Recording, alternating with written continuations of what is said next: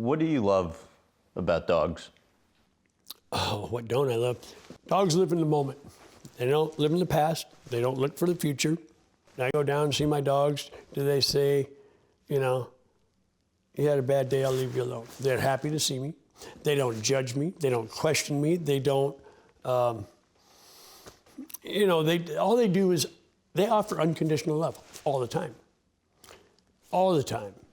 They're in the moment. And that is one thing that just keeps me motivated. I mean, as bad a day, I don't care if you have any money. I don't care at all about any of that stuff. Nothing. And that to me is just, I mean, if the world could be like that, it'd be, what, a much better place, you know? And there's a lot to learn from dogs.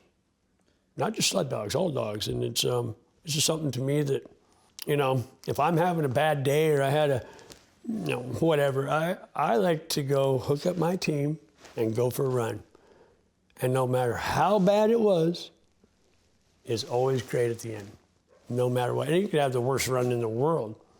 The worst run in the world is better than the best day at work. That's just me.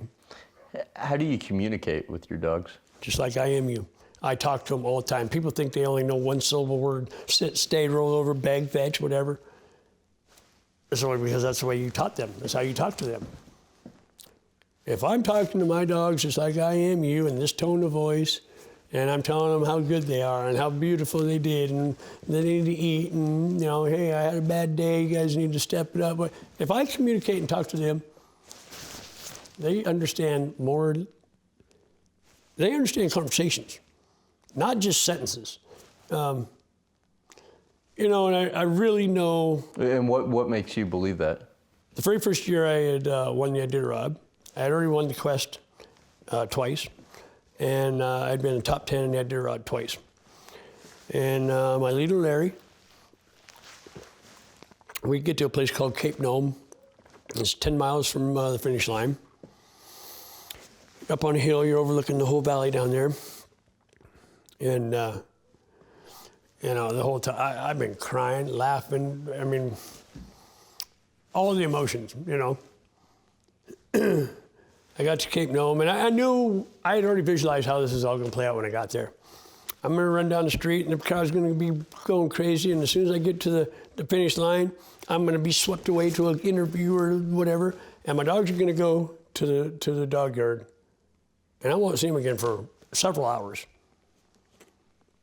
So, I'm telling these guys, you know, this is going to be a crazy scenario when we get there. It's going to be, you know, I don't know if I'm going to be able to see it and whatnot. And I said, you know, you guys deserve some recognition. They're saying, I didn't do this.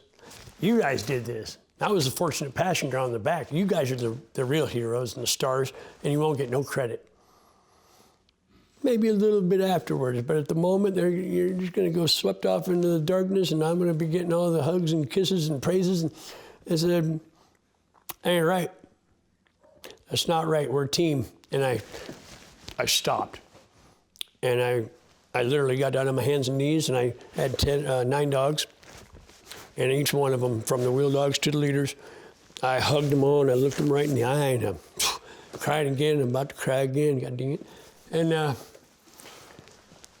you know, I'm telling them, you know, so-and-so did good, and they just, they're about to change my life. I made it all the way to the leaders, and I looked at Larry. I put my arm around him, and I said, I'm pointing down there. I said, Larry, I know you know where we're at. I said, you've been here several times. He said, but I don't know if you realize we're here first this time. And I'll never forget his expression. He looked over at me like, duh, you know, yeah, Dad, I know exactly what's going on.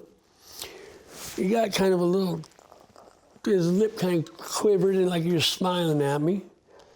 His chest puffed out, his head came up real high, his tail went straight in the air, and for 10 miles, he strutted down to the finish line, just like he was the man.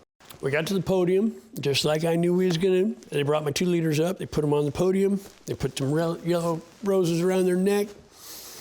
They're taking pictures. That to me was the first time I realized he knew more than G and Ha and things of that nature. He understood the things I was telling him. Why does it make you emotional telling that story?